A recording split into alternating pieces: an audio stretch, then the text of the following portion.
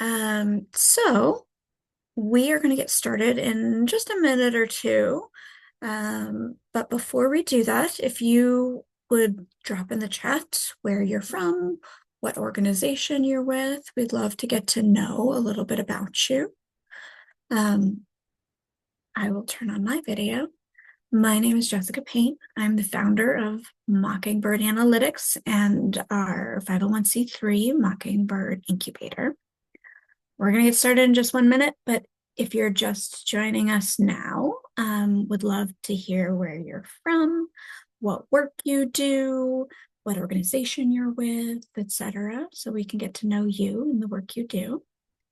I'm being joined by Dr. Marisa Turesky, who's going to be presenting today. She is our Director of Research.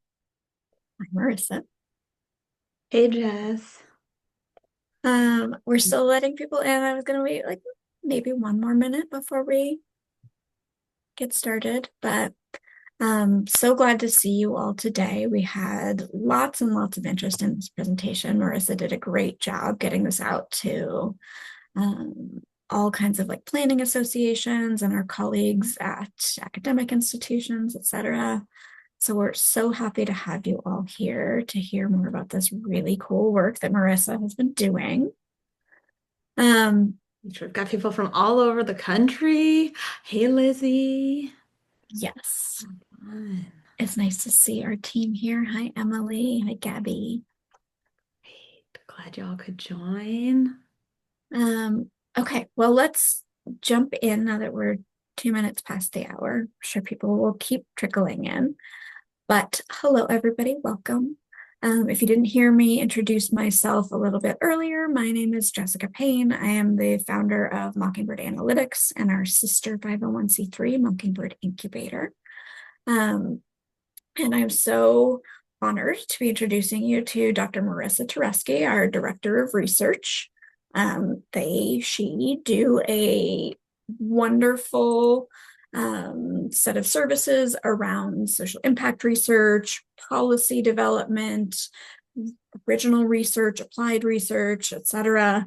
And they've really developed an amazing research protocol that they'll tell you more about, and have done some really cool work that we want to share as part of our sort of community conversations that we've been having, to talk more about the work that we're doing and put that out into the world.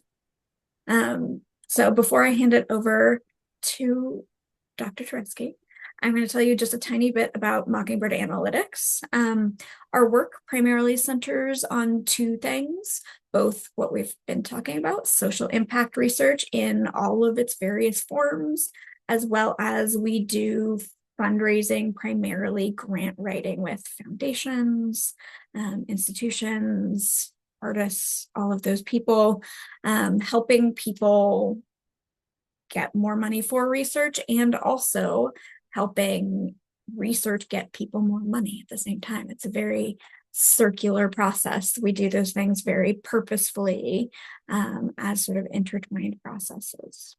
So I will hand it over to you, Marisa. And if you have any questions throughout, put them in the chat. We'll have time for a Q&A at the end. So we'll hold on to those things, but put them in the chat if you do have any questions. Awesome. Thanks, Jessica. It's so fun to see some friendly names in the chat. Brian, welcome. We've got a ton of urban planners, which I'm especially excited about. My background, I got my PhD in urban planning a few years ago from USC. And this talk is really centering a part of urban planning that I think isn't talked about enough in a lot of planning education in particular, which is really all around insurgent urban planning practices. And so the kind of grassroots organizers who do the urban planning on the margins outside of City Hall. And that's really kind of where my background comes in and how I got into urban planning in the first place. So I'm so excited to have a lot of planners here. Looks like from all over North America, all over the U.S. So it's great to have you here. I'm not sure if we ended up being able to get CM credits for this. You'll have to check in with some of the folks from APA, see if whether we could secure that. But I'm really grateful y'all are here. I'm so excited to tell you some of these amazing stories that Jonathan and I uncovered in our archival research. They're just very near and dear to my heart and very special to all the work that we're doing here at Mockingbird. So, with that, I'll just start with happy extended Pride Month. We're trying to kind of continue the celebrating here with a conversation on queer spatial joy. Thank you so much again for being here. And thanks for the generous intro, Jessica. As you mentioned, I'm the director of community engaged research and program eval at Mockingbird Analytics. Jessica and I both have backgrounds in urban planning, and we're really diving into the kind of community development side of urban planning by serving nonprofit and public sector leaders. So this project, I think Jonathan is also joining us as well. Will be in this space. So my dear friend and colleague Jonathan is a professor at University of Arizona and was really co-creating this whole project and wrote this paper with me all along the way. So this all started because the One Gay and Lesbian Archive approached us to curate a Pride exhibit for the 50th anniversary of Pride back in 2020 for LA Pride. So as we kind of went through the artifacts, we were just noticing how much radical protest material there was, particularly around unjust policing. And we're trying to figure out kind of how to frame this lineage of LA Pride that's really landed us into this kind of corporate sponsored party, which in some cases celebrate policing. And we're actually seeing that corporate sponsorship kind of under tension at the moment with a lot of defunding. So that's maybe a separate conversation that perhaps we can get into in the Q&A if folks are interested. So needless to say, this narrative around Pride has shifted, and we set out to document it. So, before I jump into the Pride material itself, I just want to mention a little bit about our kind of research process here at Mockingbird that we've been really developing.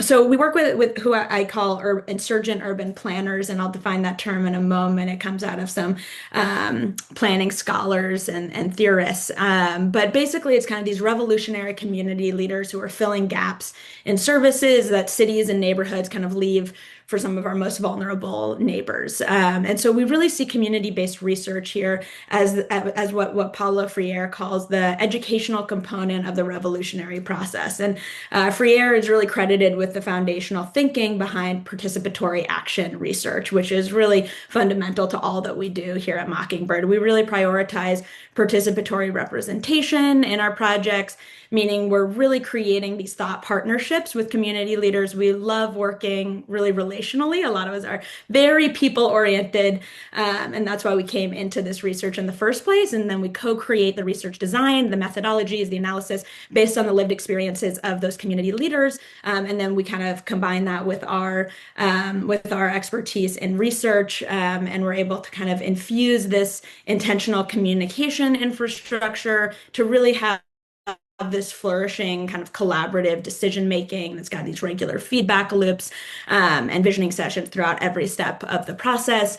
And all of our research, this is also kind of part of the tenets of participatory action research, is really geared towards collective action. We want to be creating this knowledge with the purpose of policy change, with improving our kind of social movements, and to really redistribute access to the resources. Just mentioned we do that in grant writing, but that's especially true in our research, to really improve equitable access to spaces and services, particularly for gender and racially minoritized folks across kind of neighborhoods and cities. And policy change is a big piece of that. And then we've even got kind of community engaged validation and accountability pillars to all of the work that we're doing, which integrate kind of these rigorous feedback loops to validate the findings with community leaders' local expertise in the spaces they're in, to ensure that we're kind of preventing any any blind spots there. And then the final piece is really around the strategic thought leadership and community controlled dissemination.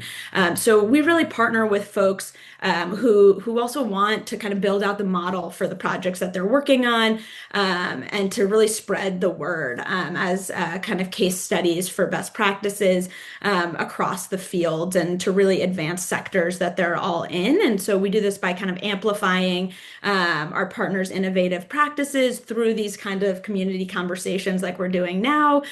We co-author articles with our partners, present at conferences to really share that knowledge much more broadly, and amplify the voices of the local experts in the room. So with that, let me dive into this talk on LA Pride. So I do want to start with a little note on LA's current resistance work. Since I'll mostly be talking about the queer history of LA, it seems really important to note what James Baldwin said decades ago: history isn't the past, it's our present. We carry it with us. And even though we're kind of looking back at the history, this is really critical to understanding our present and the future work that we need to do. So I want to just name the incredible resistance work that's happening in LA right now, especially some of our amazing partners actually there now: Rising Communities Sidewalk Project, who are on the front lines of the ICE raids resistance, defending and protecting our queer, BIPOC, and immigrant families and neighbors. Their tremendous bravery and courage really builds on this rich history of revolutionary LA leaders who we'll talk about today. And this is what we'll talk about today is really just one of the many lineages that create the infrastructure for LA's vibrant revolutionary culture that we're really seeing in action today. So I work with a lot of different generations of queer folks and queer communities. So I always like to preface all my talks on queer spaced, that I'll be using queer as kind of an umbrella term for anyone who doesn't fall inside the normative kind of cisgender heterosexual identities. And then just a few definitions of urban planning. You know, oftentimes, especially if you've been trained as a planner, we often are trained in terms of kind of rational planning, which really erases the initial roots of planning as the kind of revolutionary community leaders of Jane Addams and the Hull House and these kinds of organizing work that really sought to create safe spaces, especially for youth and marginalized folks. And so radical planning really pulls back that lineage of the foremothers of urban planning to describe the planning practices before it was kind of institutionalized and a little more exclusionary to those who could access higher education at the time.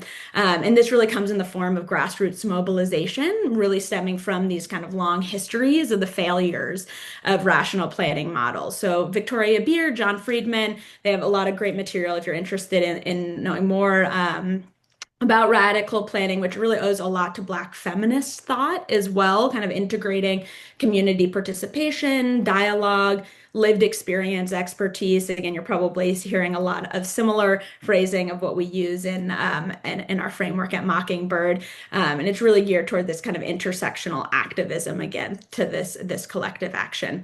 And then we're going to talk a lot about insurgent planning today as well. And Farhanak Maraftab is really the planning scholar who studies mostly the global South and conceptualized this theory of insurgent planning, which is a lot like radical planning, in that it centers kind of grassroots movements against systems that aren't meeting residents' needs. But unlike radical planning, the big distinction is that she critiques this inclusion model. And usually we think of like, oh, inclusion is so equitable. That's what we're kind of working towards. We want to include everyone. But she actually critiques this as kind of a neoliberal tokenism. And so she thinks of it more in terms of kind of checking a box of participatory planning, right? Let's just make sure we talk to this person and this person just to say that we did it. And that can actually distract from the necessary deeper systems change. So insurgency is what Maraftab prescribes as necessary to really disrupt those relationships that are kind of sterilized, as she calls it, by these inclusion models. Um, so let's start more recently when it comes to LA Pride. I see. So when we started this project, it was 2020, and this was also the year of George Floyd's murder. We saw huge issues with LA Pride leadership and organizing. They attempted some solidarity with Black Lives Matter, which makes sense since the origins of Pride are very similar to Black Lives Matter. For those who don't know, they're kind of both arising from protests led by queer Black women against state violence and state and police brutality in particular. But then the leaders of Pride wrote this letter that you can see on the right-hand side to LAPD, really highlighting what they call a strong and unified partnership with law enforcement. So Christopher Street West, which is the LA Pride organizing body, ultimately ended up withdrawing from co-organizing and relinquished power kind of to the board of queer Black leaders who took over to organize an all Black Lives Matter march. We saw kind of similar tensions we've seen in other urban pride events around the world, especially in Toronto.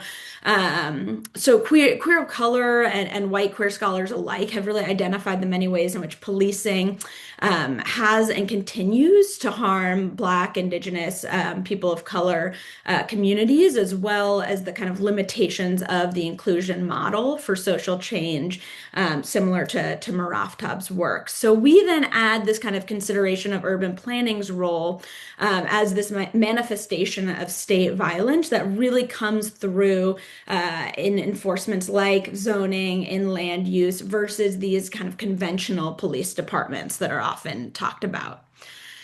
So Jonathan and I first found this early Pride poster from the very first Pride March in LA, and it seems from the beginning to really decenter this kind of gay male dominance in LA Pride.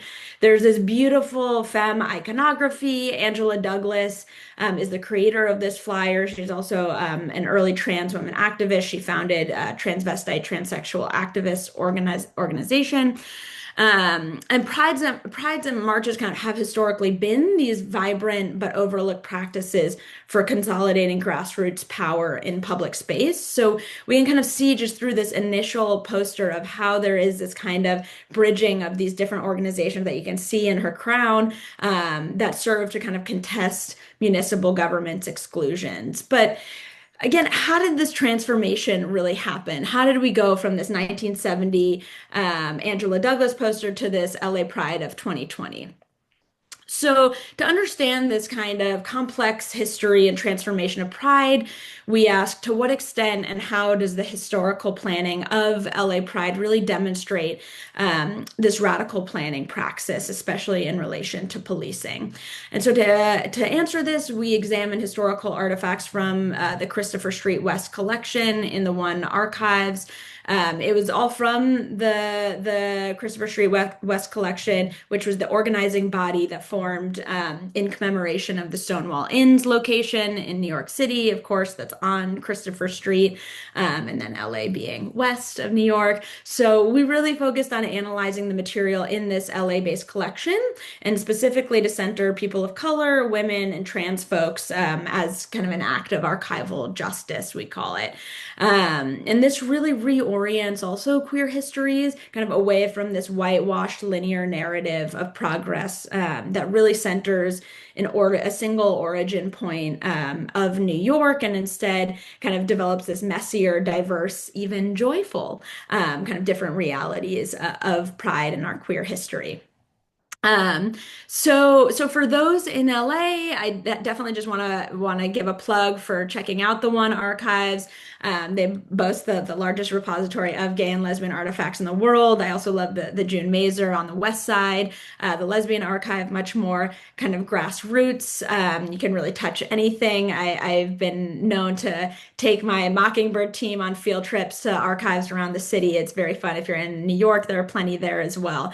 And we'll be teaming up with a local archive in Los Angeles, the Skid Row Museum and Archive, to do a kind of second workshop on community archiving practices and kind of teaching 101 archiving skills. They're incredible. So stay tuned for that workshop in August or September. So now I want to dive into the history of LA queer space and the march itself. So, for those who aren't super familiar with LA, I want to start with just LA's long history of queer space and police resistance. Let's start with Silver Lake. Silver Lake is a neighborhood on LA's east side. I don't know if you can see my cursor, but it's just above the label for Los Angeles, which I think connotes kind of downtown Los Angeles. So Silver Lake is just north of that, and that's long been this hub for queer culture outside of the kind of historic what we call gay neighborhood, the gayborhood of West Hollywood, which you can see as its own big label here on the map. And this photo on the left-hand side, it's actually not from the Christopher Street West collection, but I just want to give a little context for the city's queer history prior to Christopher Street West. This is actually a photo taken in Silver Lake from the Black Cat raids and protests that happened in 1967, a few years before Pride, which is really the Black Cat raids and protests is this queer uprising against police brutality. It sounds a lot like Stonewall because it was very similar, and it actually took place a few years before Stonewall, which of course we know launched the gay liberation movement and pride marches around the world. So I also just wanted to have a map of LA for those who aren't familiar, to just show you how massive the size and scope of the city is. I actually don't have a little scale here, which is missing, but just to give you a sense, Long Beach, which is down below at the kind of peninsula, up to more like West Hollywood area, that's about 30 miles. So that can take anywhere from 60 to 90 minutes depending on traffic. They say if you're living on the west side somewhere like Santa Monica and dating someone on the east side, again we go back to kind of the Silver Lake area, then you're probably in what's considered a long distance relationship. So it's really just such a massive size to the city. And I love studying LA because of this kind of sprawling scope, which I think is more representative of these non-urban places around the US versus the kind of typical concentrated enclaves that are studied as kind of gay meccas like the East Village in New York and the Castro in San Francisco. So there's this really decentralized queer community that ends up leading to this greater fight for visibility in the built environment, which we'll talk a little bit about today. So we're definitely seeing this today with so many neighborhood-based marches as there were recently for the No Kings protest in LA. Okay, so let's get into the material itself. So we found this kind of first planning memo for organizing the first Pride March, and it's really framed as this event of remembrance for and solidarity with Stonewall. So it's explicit, certainly, in the name and purpose of the organizing body, Christopher Street West. And the initial planning around LA Pride really centered around these Stonewall uprisings, which of course is this kind of violent revolutionary anti-police event. And it also, in the memo, we can see this kind of demonstration of queer protest. We see laughter, joy, etc., kind of throughout the memo. So the first big theme that Jonathan and I pulled out from the archival material was really this kind of religious institution and healing that were central to early Pride planners. They did this by protesting police and normative religious institutions, persecution, and exclusion of queers, which was a huge issue at the time.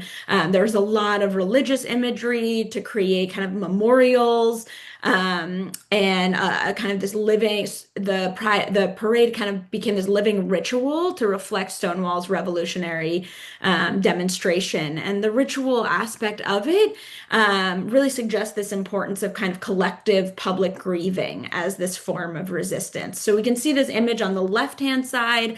You can see this kind of crucifixion image that really contested queer people's experiences of violence and exclusion from both the church as well as police. It says it's a little blurry, but in memory of those killed by the pigs. So of course there's a nod to the police there.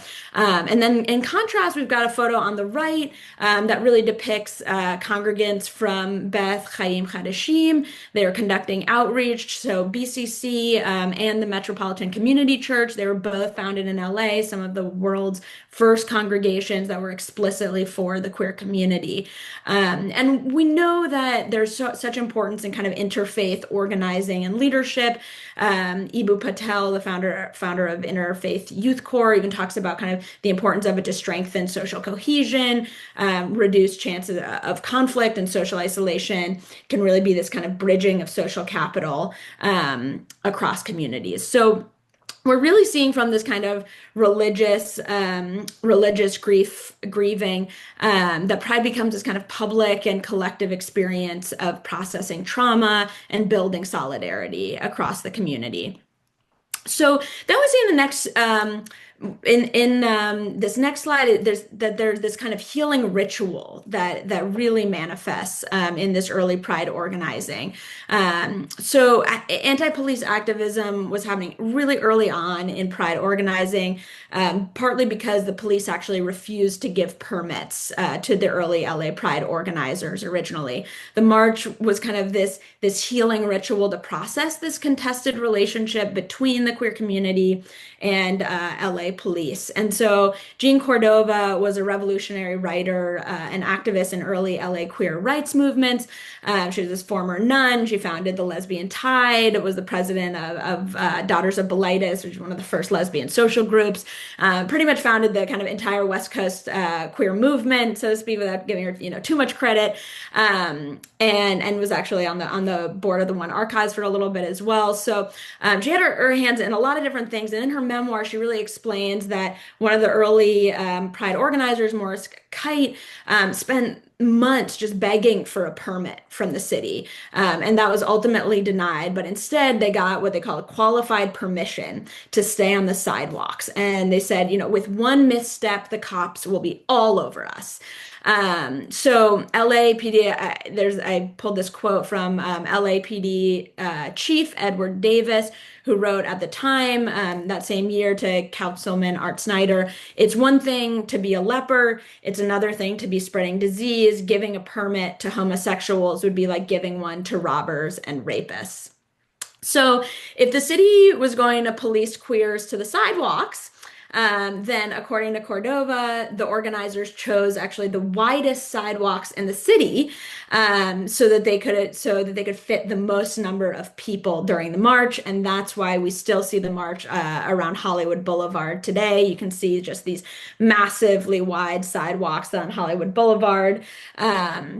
The famous, what is it called? Stars, Walk of Stars. Anyways, so LAPD really was mandating how queer bodies could exist through this permitting process, how they could exist in public space, and regulating the kind of physical parameters of where the march could actually exist, where those queer bodies could actually exist. So this antagonizing relationship between LA's queer community and the LAPD was just one factor in why the first gay rights chapter of the American Civil Liberties Union, the ACLU, was actually established in LA by Dick Caudillo. So the initial permit was first denied, of course, and then they got this qualified permission. But in order to have the qualified permission, they actually required this amount of insurance to the organizers that was not required for any other group. And it was just so onerous that it basically ended up denying the any granting of the permit in the first place. So ultimately, it was only after the ACLU filed this lawsuit that the permit was granted with reduced insurance requirement.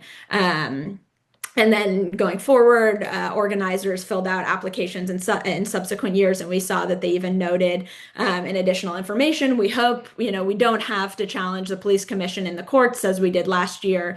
And actually, in the early flyer by Angela Douglas, she even made the struggle really visible in the flyer. She added, like parade permit granted. So it's really kind of this source of celebration.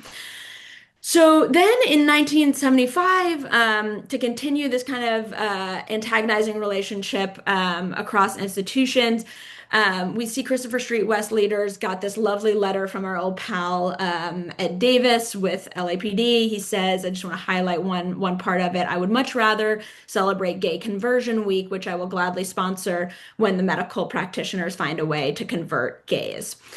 So again, this is in his reluctance to grant a permit. And this line, I just want to note, really pays homage to one of the first acts of resistance that happened against the medical establishment's classification of homosexuality homosexuality as a mental illness. And this classification was used to justify discriminatory policies by governments across the country, by medical institutions, to kind of legalize sexual conversion therapies and the like. So in 1970, gay organizers through the Gay Liberation Front ended up storming the downtown LA Biltmore. You can see a picture of it on the bottom right.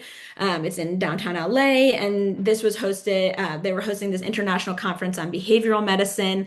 And it was considered a very successful kind of storming and disruption. And it was not a coincidence that just a few years later, the APA actually removed homosexuality from the DSM.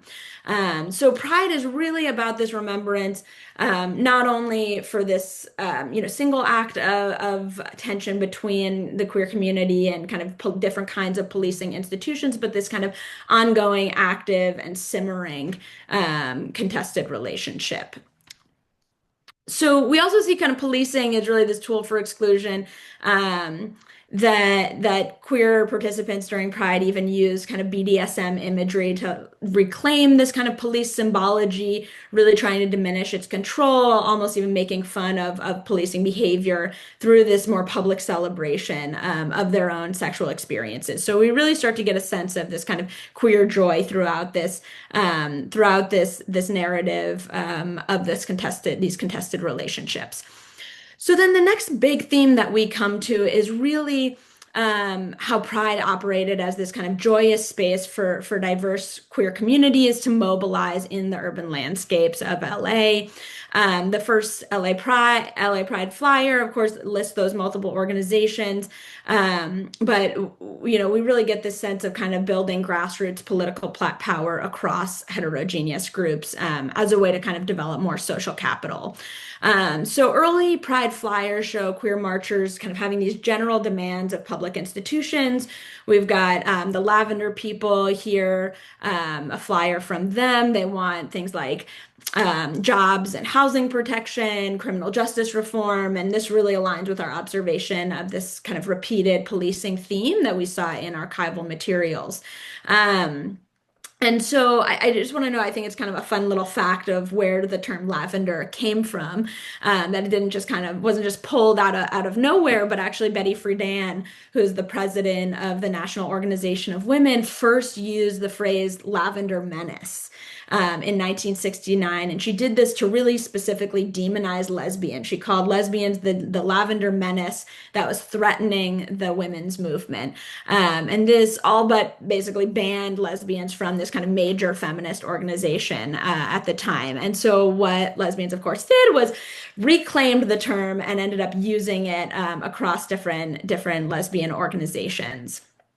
So we can see, speaking of women's rights and the women's movement, that even in these kind of early newsletters I think this was an organizing newsletter from the second year of Pride organizing, we see kind of this aspiration for inclusion, but there's this tension that kind of renders it problematic and not entirely successful. So you can see at the top of the screen, there's this separate category for women. The Women's Intergroup Council, and talking about any updates there. But that really suggests that everything else wasn't for women, and really we can kind of see this othering of non-white male people in this early organizing. And then we start to see an even bigger kind of fragmentation within the demands themselves. We've got groups who were really developing these feminist goals, since independence as women was really essential to lesbian sexual liberation. They call for rights to economic equity, to housing equity.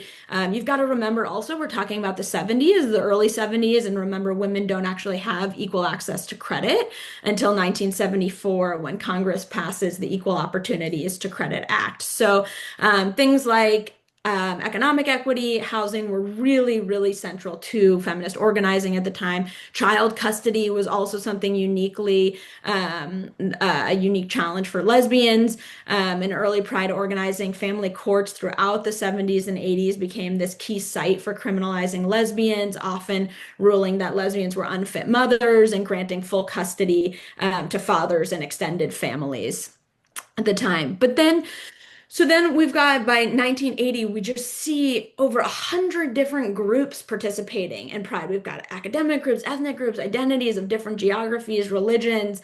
Um, who knows if having a float really means much meaningful engagement with the larger community, but at least, folks had to fill out forms, pay fees, and really show up in person on the day of. So with all of this information, Jonathan and I really came to heads of looking at Pride as kind of this question of inclusive planning versus queer joy. And we know that there are these normative interpretations of Pride that are often limited to the march being a kind of space of coming out for queer people, an expression of desire to be included in dominant society. Lisa Dugan would say included in the straight state, for the straight state to accept queers.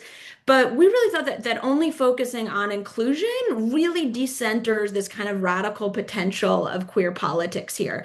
So we really wanted to know what else can we pull besides inclusion. So that's where we come to our reading of early Pride marches, really centering the agency of expressing public joy itself as an act of resistance. So we really want to know kind of what's the power that lies in one's agency to choose joy in light of oppression. And maybe that's really the story here of the history of LA Pride. So we love the brilliant scholar Sarah Ahmed, who created this theory of the feminist killjoy. Her everyday practice is to kind of speak uncomfortable truths, disrupt the comfort of dominant patriarchal culture. It's, a classic example is, watching What Women Want, and you go and you watch it and you call out the rampant misogyny throughout, right? You'd be modeling that feminist killjoy. So queer joy also really pulls from this black joy, where black feminists like Alice Walker note resistance is the key to joy, is the secret of joy. And we saw scholarship, we've seen scholarship on enslaved women in Plantation South, really describing the important meaning and joy that comes from just getting pleasure by using your body in what's normatively considered illicit ways. So then, if we take these two theories and create this concept of queer spatial joy, the central purpose of Pride then becomes really queer pleasure. And so we can see this through these more kind of intersectional contingents of queer folks with gay Chicanos and Latinos. This is around 1975. Then we see a trio of queer Black performers. We've got the classic Dykes on Bikes. And then by the mid 70s, we start to see this more substantial fracturing, right? So again, we kind of have this theme of inclusion that seems so important to early queer organizing, but we're really seeing some intense tension happening between this emerging inclusion model and the kind of heterogeneity of the queer community, especially the LA queer community at the time. So we've got this flyer, that proclaims "Speak up for inclusion," and the leaders are really doubling down on this version of inclusion that really privileges this focus on being included in the wider society, rather than inclusion of diversity within the Pride planning itself. So this last big story that I love to tell is from some archival material in 1975, specific to the socialist contingent in LA. And it's called the Lavender and Red Union. And the Lavender and Red Union was really important to queer organizing. In the 70s, they helped launch this strike for workers at the LA Gay and Lesbian Center, which is now we all know as the LA LGBT Center. At the time in 75, the managers were infringing on employees' rights, so the employees went on strike. And when they went on strike, management fired about 20 staff within 1 week. They were mostly women, working class white folks. And an Africana Studies scholar, Kevin Quinn, found that because the organizers of LA Pride actually publicly sided with the management of the Gay and Lesbian Center, Pride organizers then banned any gay groups, including the Lavender and Red Union, from marching in the 1975 Pride if they didn't side with management, saying that they were likely to create violence to disrupt the kind of commemoration that was central to the march itself. So among those bands, I love talking about Ron Grayson, who is an LA activist. He was considered the kind of dean of of the Black gay community in LA at the time. And he and the Lavender and Red Union called for this alternative march in opposition to Pride. And this is the flyer of that opposition march. And the flyer, I think, really shows this kind of ideological split between what's often called the political and non-political attendees of Pride and kind of the abolitionist queers, if you will. And so we also see this kind of fragmenting of the capitalist queers versus the kind of anti-capitalist ones. And so Christopher Street West really, supports the bosses, I think it says in here. Here, there we go. Now everyone can see. Okay, supports the bosses, works with the police, excludes rank and file, excludes third world and lesbian feminist participants. And, they really claim neutrality, but there isn't any in the face of police violence, is what the newsletter really says. And so we can kind of pull some of those similar threads to narratives we're hearing now as well with Pride organizing. So depicted in the flyer, it's a little cut off, but you can kind of see on the left-hand side that Grayson and the Lavender Red Union really flipped this theme of that year's Pride. The theme was it's a gay world and they flip it to it's not a gay world. And Grayson even gave a speech that really reflected this kind of anti-racist, anti-capitalist critique of the political and economic gains of gay liberation and really kind of critiquing this kind of inclusion in broader society. And so more folks that year in 1975 actually showed up to the Pride opposition march than Pride, the original Pride itself. So the strike and this flyer, I think, really demonstrate not only how Pride got to where it is today, but also how this radical planning might be reintegrated today through grassroots action.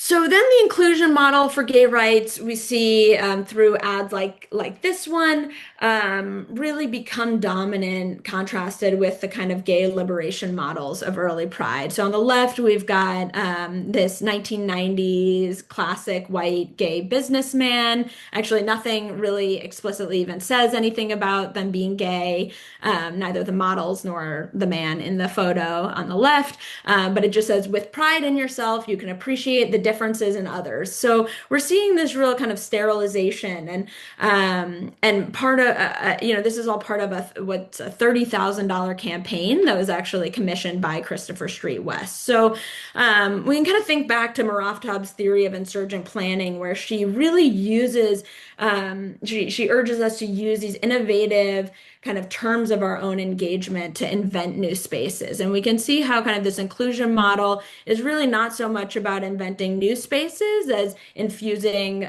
queerness kind of into existing ones. So our queer joy theory really argues that kind of the freedom to find and express pleasure in our queer identity in public spaces, that in and of itself really disrupts heteropatriarchal cultures.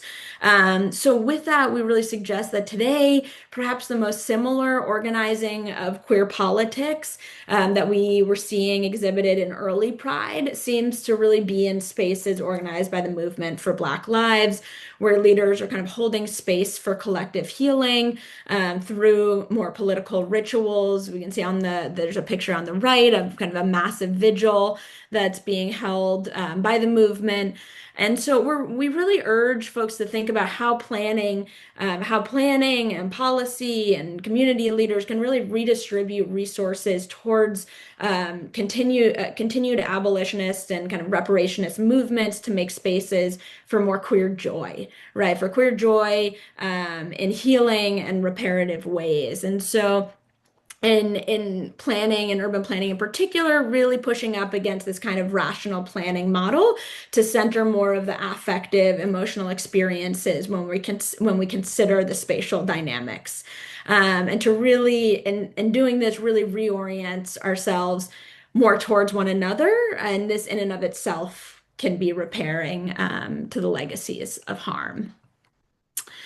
So with that, I'll leave you all with a citation for the article that Jonathan and I wrote. If folks are interested in diving deeper into it, it's all open access, so it's free for anyone. Here's my contact info if you'd like to talk more about community engaged research or Pride specifically or queer space generally. And again, stay tuned for our next workshop conversation on more grassroots archiving. We think this is really especially important in this age when we've got a government that doesn't really believe in data or preserving histories. And so it's really so critical for us to be documenting both the harms and the resistance for future generations of change makers. And here's just one example of how we can kind of document that and tell that story. But there are so many different ways to do it, and it's really exciting to work with folks and talk with folks to figure that out. And so we also just have a general kind of Mockingbird info email if folks want to reach out and learn more about any other parts of our work. Thank you all so much. Thank you so much, Marissa. That was so fascinating. As an Angelino, like it really warmed my heart seeing you sort of connect the activism that's going on our streets right now to the work that has gone on before us. It's comforting to feel like we're standing on the shoulders of these incredibly brave, um, brilliant scholars that have gone before us. Thank you. Um, Oh, and I'm seeing some of the radical folks, organizers that are in the room too. Hey, Soma. Um, yeah, it feels like this project kind of feels a little bit like a love letter to LA. So yeah, it feels really important. Oh, hello, Mom. um, Do you want to move on to questions now? I can start you off with one. And I also wanted to call out that I dropped a link to I spelled it wrong, but a Blade of Grass is offering micro grants for archival work for organizations doing work with sort of documenting what's going on right now. But if anybody has any questions for Marissa, wants to talk through things, please put them in the chat. We love you too so much. So glad to see you. It's here too. Oh my gosh, so many great leaders. Thank you all for being here. If anybody else doesn't have a question, I have some to sort of like lead us off. Would you be willing for me to like pitch you in? Sure. Oh, we've got some other queer urban planning scholars in the room. Hey, Jody, too. Yeah, awesome. Let's I do it. mean, what a rad group. What rad group. So since we started off with like LA present day, and we've officially ended Pride for June, even though Pride is a year-round thing. Shout out to our logo, which doesn't change the other 11 months of the year. Um, I would love to hear you talk more about like, and you did a little bit right at the end here, but could you expand more on the importance of archival and documentation work for this present moment and what other places have helped us beyond just like traditional archives to document the research work that we are doing to repair harm? Yeah, I mean, I think, Audre Lorde talks about it, has been talking about it for decades, writing about the gay generation gap. And I think, I grew up, for instance, going to Hebrew school. And in Hebrew school, I learned all about my Jewish history. I knew that I had one. But it wasn't until I got to my PhD program that I learned that I even had a queer history, right? There were even folks who were pushing back against this straight state and had been. And so I think there's often, especially now, this deep, deep frustration and fear. And I think current context is unlike anything we've seen in many ways. And there is so much work and so much brilliant thinking and organizing that's already happened that we don't need to recreate the wheel. And so I think that's why I think about it often as archival work is just so critical for the future of the movement, right? We're kind of creating this succession planning. I'm all about urban planning, right? And so we're thinking about these plans, right? How are we kind of creating the roadmaps for our future change makers to see, what worked, what didn't work, and of course we're in again a unique context. But there's just has been such brilliant thinking for so long, and folks are doing so much cutting edge work right now. I know, folks doing transformative planning in City Hall who are here right now. Folks are doing harm reduction in ways we've never seen before with life-saving resources being distributed through these guerrilla tactics. And these are tactics that we need to document, right? They otherwise, they disappear when folks, for instance, God forbid, burn out, right? And so, as kind of this collective knowledge building practice, it is movement work to be archiving. And so, I think one thing that I was just so struck by is something like the June Mazer Lesbian Archive. They do a lot of publicity work to get folks to just donate materials, right? Your everyday life materials are important to pass on. And I think part of that work is seeing and celebrating all of our work as important and as something to pass on. And I think it just also raises the value and the kind of collaboration and collectivity too to just bring in more folks. I know, Jessica, also you've been thinking so much about it, especially in terms of data privacy, which we've seen as a problem, especially recently, and how archival work can be really important to preserving kind of the security of our work. And so I don't know if you want to tag on a little bit more to that. Well, I think archival work has existed in these sort of hidden spaces a lot. I think a lot about during the Black Panther movement and the targeting of like Black bookstores and the history of that being erased. I think of that through our work with the LA Civil Rights Department and the reparations study we did. And the Angela Davis quote, like, nobody's going to give you the education you need to overthrow them. Nobody's going to give us the data to repair the harm that's being done right now to our communities. We, as the scholars and organizations doing the direct service work to our communities, need to be documenting those, because we also know, like, our data sources that we could rely on previously, like public health and the CDC and NIH being defunded, the census even being not as reliable as it would be. We need to find a replacement in some way for that information. And I think the burden and the joy of that falls within the sort of community-driven nonprofit work as well. And I think research will be disrupted, but how much it's disrupted is up to us and how we collect data in these moments and how careful we are protecting the people that we are saving data and information from. There's been just like a new level of intrusion by the current political administration punishing nonprofits. And I think we do need to have a level of awareness that we didn't have about data that we are sending places and what we are collecting and de-identifying it. But we won't know what and how to repair if we don't document that now. Yeah. So we have a couple questions in the chat. Oh, we got some good ones.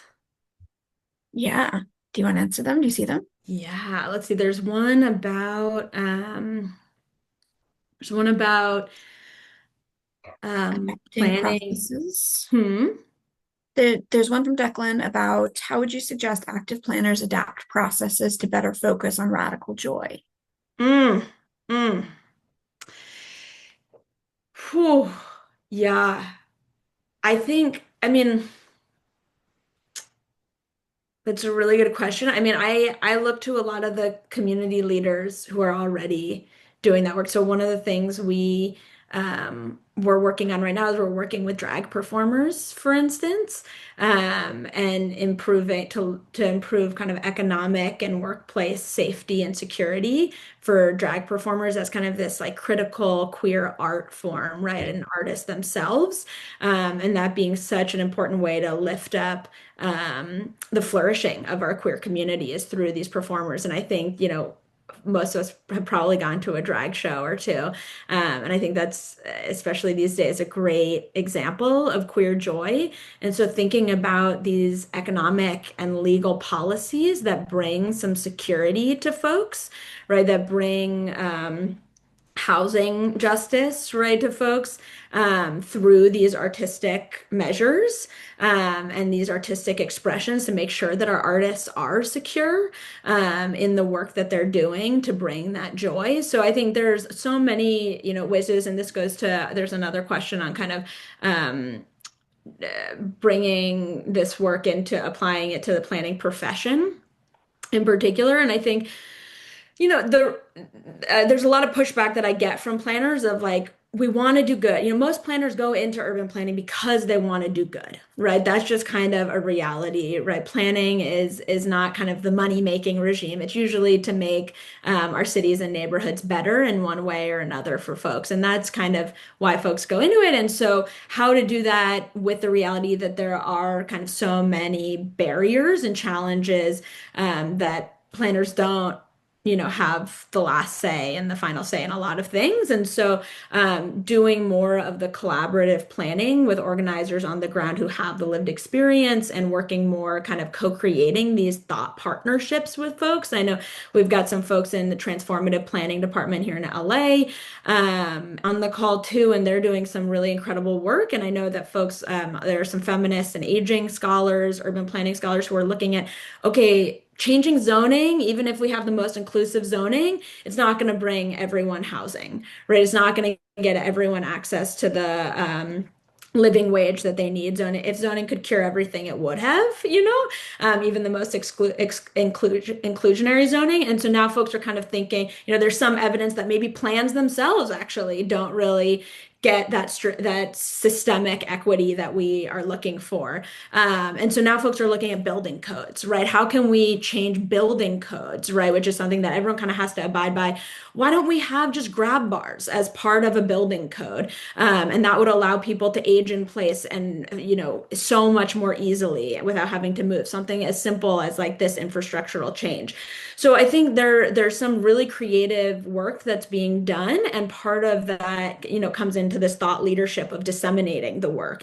And there are folks who are doing some really cutting edge work, and it's partly, how do we tell that story? How do we archive that story again? That folks are experimenting and trying, maybe failing, and then repeating and improving in different ways. And how can we learn from some of this cutting edge work that's already being done to build out frameworks for more equity and joy.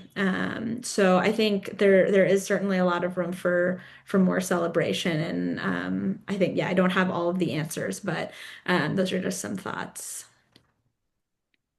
I think similar to that, this question from Aspen about how do you recommend knowing where to begin as a planning professional, having to work within rigid, in parentheses, conservative political frameworks too? That's what I was thinking. That's what I was kind of trying to respond to with the building codes. I know there's a student at Cornell who I was just talking with who's creating a whole toolkit for planning for aging around adjusting building codes so that especially in more conservative areas, there's kind of a code that everyone has to work through. And so it's a little more structured and there is kind of more necessary components that folks need to go through in the built environment and could create much more inclusive spaces for folks to, this is specific to folks, aging across the lifespan, but a lot of what I do is queer aging and thinking about kind of aging for all. And I know we have some aging experts. Sam, I see you're in the room too. And, a lot of what Sam talks about is also care services and the importance. And Jessica thinks a lot about this too, is improving our care services and having more kind of holistic services that aren't just accessible to the most wealthy in our communities. And I think that's one thing that queer community has done really well, but could really use some support on is kind of this mutual aid. Sam writes a lot about immigrant communities also, having this kind of multi-generational support systems that are really informal and so thinking about like what cities and neighborhoods could do to support some of those existing systems that are already in place and feel kind of, pretty safe for folks who are, who have historically been pretty excluded from, especially public processes. So I think I'm looking at the time and I'm realizing we're close to time now. So I'll pause there. I'm gonna jump in and just give two book recommendations that I read this year that are really like helpful in informing sort of like how I'm beginning to think about these issues. One from the disability justice sector called Against Techno-Ableism. Brilliant sort of intro into like what disability justice looks like from the lens of a person who is actually disabled. And this is a funny title for a queer workshop, but it's called No Straight Road Will Take You There by Rebecca Solnit. Because it's true, no straight road. But it does a really good job sort of unpacking the arc of movement-based work and how long and how many twists and turns there are in that road, and small setbacks are small in retrospect when they feel huge in the moment. So I really recommend reading both of those work for your own sort of enhancement of radical joy.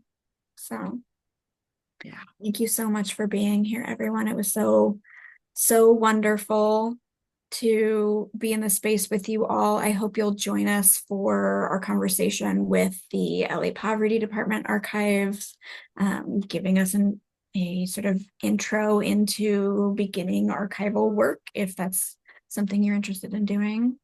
And any support that we can provide you in the work that you're doing, please reach out. We're always happy to be in community with you all.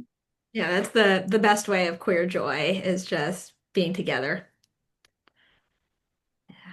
Thanks Thanks, so much, everyone. everybody. We'll be sending out the recording after this, but we really appreciate all of your time and questions and feedback. Oh, hey, Deanna. Wow, so many good people. Okay.